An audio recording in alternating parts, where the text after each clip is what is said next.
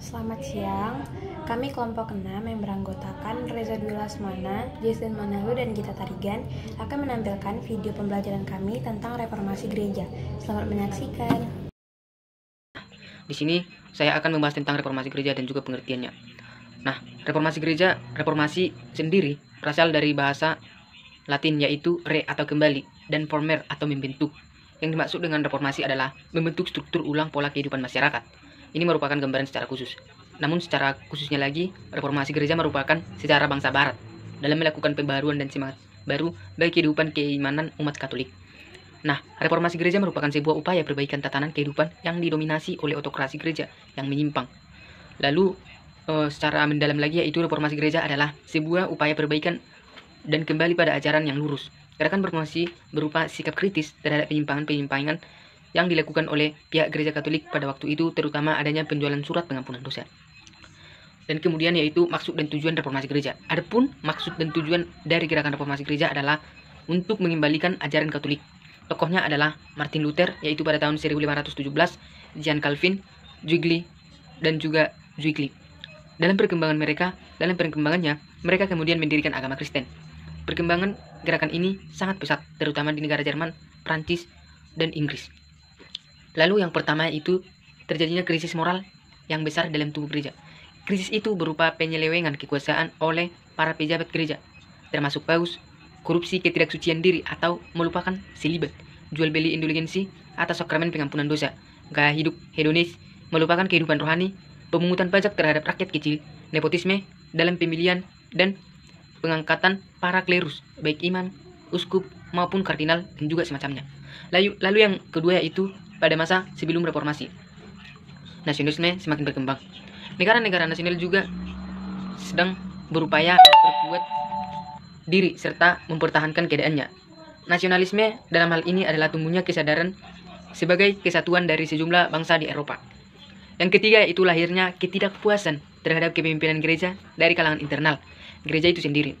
Orang-orang seperti Wycliffe dan Huss adalah contoh pemikir populer dari kalangan internal gereja yang sangat kecewa terhadap kepemimpinan Roma dan sangat ingin memperbarunya. Lalu kemudian yang keempat yaitu semakin berkembangnya tradisi intelektual dan iklim kebebasan di Eropa. Hal ini tidak terlepas dari gerakan Renaissance yang menekankan kemampuan rasio, otonomi individu, serta tanggung jawab manusia untuk menciptakan kebahagiaan di dunia. Martin Luther, raja-raja Eropa yang berani melawan otoritas kepausan, serta para pendukungnya merupakan orang-orang gerakan Renaissance dan humanisme. Nah, di sini tokoh Martin Luther, dia adalah pemimpin terkemuka gerakan keagamaan yang disebut Reformasi Protestan. Gerakan Reformasi Protestan merupakan cikal bakal terbentuknya beberapa sekte Protestan. Nah, Martin Luther juga menulis suatu maklumat yang dinamai 95 tesis. Pada tanggal 31 Oktober 1517, maklumat tersebut berisi 95 alinea yang mengaitkan gereja. Luther menulis banyak karangan yang menjelaskan pandangan-pandangan teologinya. 3 karangan yang terpenting adalah An den Christlichen Adel Deutscher Nation, von des Christlichen Standes Besinning, atau dalam bahasa Indonesianya itu kepada kaum bangsawan Kristen Jenan tentang perbaikan masyarakat Kristen. Yang kedua yaitu De Capite Fide Babylonica Ecclesia, atau dalam bahasa Indonesia itu pembuangan Babel untuk gereja. Dan yang terakhir yaitu Von der Freiheit Eitens Christen Mensen, atau dalam bahasa Indonesia disebut dengan kebebasan seorang Kristen. Nah, di sini pada tanggal 15 Juni 1520, bulla atau surat resmi komunikasi dari Paus keluar. Surat resmi itu bernama Exsurge Domine. Yang berikutnya ada Erasmus Desiderius Retodoramus. Erasmus adalah seorang humanis yang terkemuka dan merupakan perintis reformasi gereja. Karyanya, edisi Perjanjian Baru, diterbitkan pada tahun 1516 dalam bahasa Yunani, sehingga mendorong reformasi yang dilakukan oleh Luther. Erasmus dilahirkan pada 27 Oktober 1466. Ia tinggal di dalam biara Agustinus selama 5 tahun. Selama tinggal di biara, ia menulis sejumlah puisi dan karangan prosa. Dalam tulisannya sudah tampak kritiknya pada kekuasaan gereja. Selanjutnya ada Zwingli. Huldrych atau Ulrich Zwingli lahir di Swiss 1 Januari 1484. Adalah seorang pemimpin reformasi Swiss dan pendiri gereja reformasi Swiss. Reformasi Zwingli didukung oleh pemerintahan dan penduduk Zurich.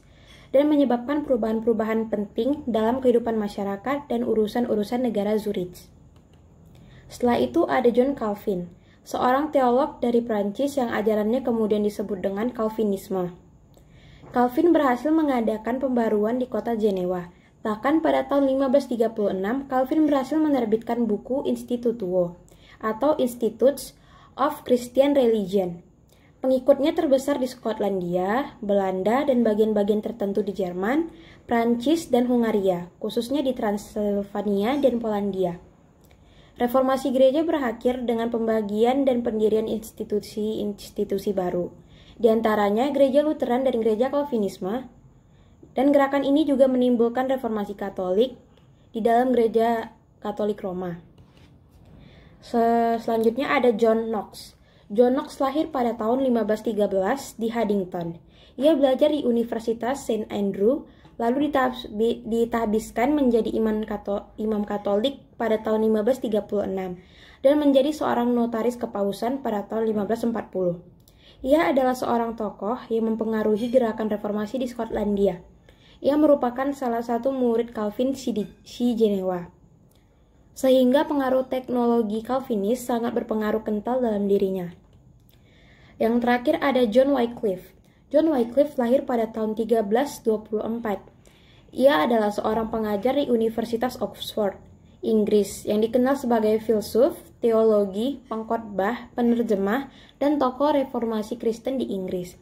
Ia dikenal melalui karyanya menerjemahkan Alkitab dari bahasa Latin ke bahasa Inggris pada tahun 1382, yang dikenal sebagai Alkitab Wycliffe. Karya inilah yang mempengaruhi terjemahan-terjemahan Alkitab kemudian. Dampak reformasi gereja, yang dimana pada dampak reformasi gereja terjadi lahirnya Protestanisme, yang dimana reformasi ini yang dimulai di Jerman mengakibatkan terjadinya perpecahan atau skema baru dalam gereja. Setelah perpecahan antara gereja timur dan gereja barat pada tahun 1054, melihat ada data sejarah perpecahan seperti ini. Sebetulnya bukan tujuan dari Luther, ia hanya menuntut reformasi, dan karena itu ia disebut sebagai reformator, bukan mendirikan gereja, tetapi ia sendiri dan memisahkan diri dari gereja Katolik Roma. Nah, kemudian ia terjadi menguatnya negara dan pemerintahan sekuler. Nah, di salah satu gagasan pokok reformasi dari Martin Luther adalah menggugat kedudukan Paus sebagai penguasa sekuler.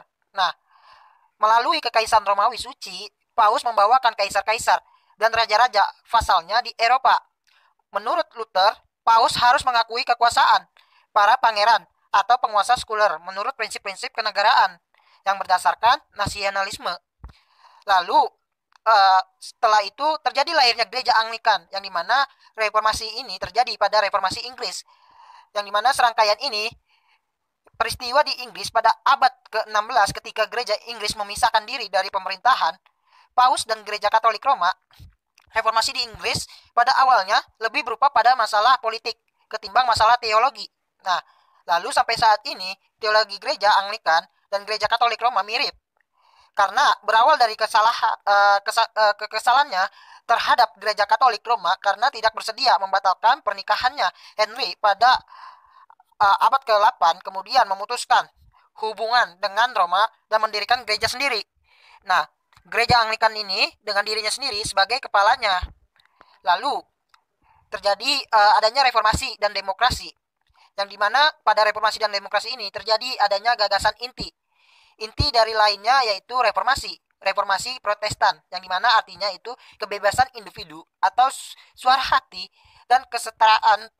Coba Anda ingat kembali alasan protes para pengikut Luther pada tahun 1529 dari konsep Luther terhadap kebebasan setiap individu untuk menafsirkan kitab suci, serta penolakan Luther atas otoritas Paus termasuk atas kekuasaan sekuler. Nah, setelah itu pada reformasi perang 30 tahun dan kebebasan beragama, reformasi juga membawa akibat yang tidak diharapkan bagi kaum Katolik dan Protestan, karena berperan satu sama lain dalam apa yang disebut perang 30 tahun pada tahun 1618 hingga 1648. Perang tersebut terutama terjadi di Jerman dan Inggris. Meskipun demikian, perang ini juga terjadi tidak hanya karena alasan keagamaan, namun tetapi juga karena persaingan dinasti yang disebut dengan Habsburg dan dinasti Valois di Prancis. Nah, yang mengakibatkan terjadinya perang Habsburg dan Valois. Perang ini diakhiri dengan perjanjian dan perdamaian di Westphalia pada tahun 1068. Nah, isi penting dari perjanjiannya yang berisi yaitu ada beberapa perjanjian, yaitu terdiri dari 3, yang dimana yang pertama perjanjian ini berisi tentang adanya pengakuan atas kedaulatan tiap-tiap negara atau kekuasaan nasional. Dengan kata lain, perjanjian ini melekatkan dasar penentuan nasib sendiri atau suatu bangsa. Nah, yang kedua, isi dari perjanjian ini adanya pengakuan atas kebebasan beragama di setiap-tiap negara. Umat Protestan dan Katolik dinyatakan setara di hadapan hukum, dan aliran Protestan yang bernama Calvinisme diberikan pengakuan resmi. Nah, kemudian isi dari perjanjian yang terakhir, yaitu pada perjanjian yang 3 yang berisi adanya pengakuan prinsip-prinsip Culus Regio atau Elus Religio, yang berarti tiap negara berdaulat itu memutuskan sendiri agama resmi mereka. Pilihannya adalah Katolisisme, Luteranisme, dan Calvinisme. Orang yang menganut keyakinan di luar ketiga denominasi itu juga diberi kebebasan untuk menjalankan keyakinannya.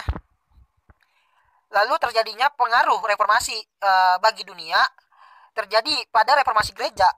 Mendapat tantangan di kalangan umat Katolik, pihak yang menentang reformasi gereja menamakannya dengan gerakan mereka dengan sebutan gerakan kontrareformasi.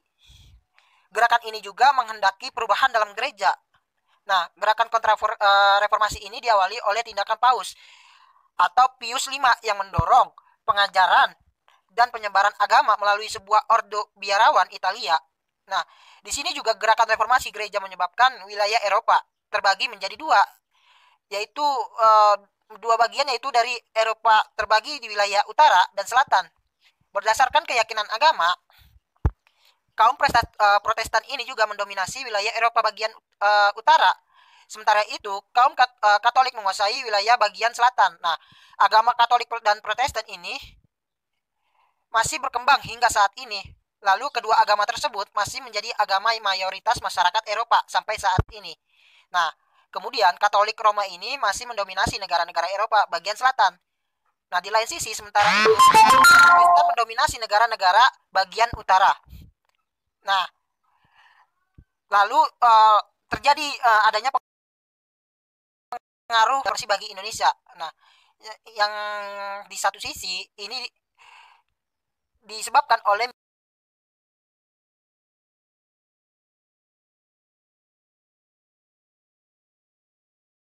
misi dan zending. Nah, misi adalah kegiatan untuk menyebarkan agama Katolik. Untuk menyebarkan agama Katolik di Indonesia pertama kali dilakukan oleh bangsa Portugis. Nah, bangsa Portugis juga dapat saya katakan dalam menyebarkan agama Katolik ya di wilayah Kepulauan Maluku. Bangsa Portugis pun menetap di Ambon hingga bangsa Belanda datang. Ketika bangsa Spanyol datang di Kepulauan Maluku, mereka juga ikut menyebarkan agama Katolik. Nah, kegiatan misi terbesar di wilayah Kepulauan Maluku dilakukan oleh seorang Spanyol anggota Ordo Serikat Jesuit yang bernama Santo Franciscus Xaverius. Nah, selain itu di Kepulauan Maluku, misi yang dilakukan di Nusa Tenggara Timur, penyebaran agama Katolik di NTT dipusatkan di Larantuka. Nah, kemudian selanjutnya para misionaris menyebarkan agama Katolik di Minahasa. Lalu di Bolaang, Mongundo, Pulau Siau, dan Sangihe Talaut. Nah, mereka pun menyebarkan agama Katolik dengan khotbah dan memberikan kisah teladan hidup. Nah, selain menyebarkan agama Katolik juga, para misionaris melakukan kegiatan sosial, yang dimana misalnya pembangunan gereja, rumah sakit, dan lembaga pendidikan. Nah, salah satu pelaksanaan zending ini yang dianggap berhasil adalah seorang pendeta Jerman bernama Ludwig Nommensen. Ia berhasil melakukan kristenisasi di Sumatera Utara. Nah, lalu pada pemerintah kolonial Belanda menyebarkan agama Kristen dengan cara pembangunan sekolah dan rumah sakit. Nah, kemudian setelah itu masuk pada sinkretisme. Sinkretisme ini berasal dari kata sinkretis yang berarti penyesuaian 2 aliran yang berbeda. yang dimana sinkretisme ini agama Kristen terjadi di beberapa tempat di Indonesia, terutama di Pulau Jawa. Menurut buku Indonesia dalam Arus Sejarah jilid 4 yang saya baca, dengan kolonisasi dan perlawanan pada tahun 2012 halaman 209, sinkretisme agama Kristen dikembangkan oleh para misionaris seperti C. Cholen, Ibrahim Tunggalwulung, dan Raden Abbas Satras Supratnanta. Para misionaris ini tersebut mengajarkan pengikutnya agar tidak mengikuti gaya kebarat-baratan untuk menjadi seorang Kristen. Mereka berusaha memasukkan pemikiran Kristen dalam alam pemikiran orang Jawa. Selain itu, di Jawa ini sinkretisme agama Kristen dan budaya lokal ditemukan di Sumatera Utara. Sinkretisme agama Kristen di Sumatera Utara ini terlihat dari kegiatan peribadatan umat Kristen yang menggunakan bahasa Batak dan adanya jemaat Uraya Kristen Batak Protestan yang biasa kita kenal dengan HKBP. Kesimpulannya, dari reformasi gereja ini tidak hanya berpengaruh di negara Jerman saja, melainkan menyebarkan ke berbagai Eropa dan dunia. Inti dari video pembelajaran kami adalah banyak ajaran yang berkembang setelah munculnya reformasi gereja. Dampak dari gerakan reformasi gereja meliputi 1. Dampak sosial dan politik terhadap Eropa dan negara-negara barat pada umumnya menimbulkan Western Christendom, sehingga munculnya negara-negara nasional kecil tanpa memiliki pusat kekuasaan politik, seperti Lembaga Kepausan Roma. Menumbuhkan demokrasi politik, kesadaran tentang hak-hak politik, dan kebebasan individu. Yang kedua, reformasi gereja mengakibatkan terbelahnya agama Kristen menjadi sekte-sekte kecil, yang meliputi Lutherisme, Calvinisme, Anglikanisme, Quakerisme, dan Katolikisme. Cukup sekian video pembelajaran yang telah kami buat. Semoga video ini dapat bermanfaat untuk teman-teman. Jika ada kesalahan, kami mohon maaf. Terima kasih.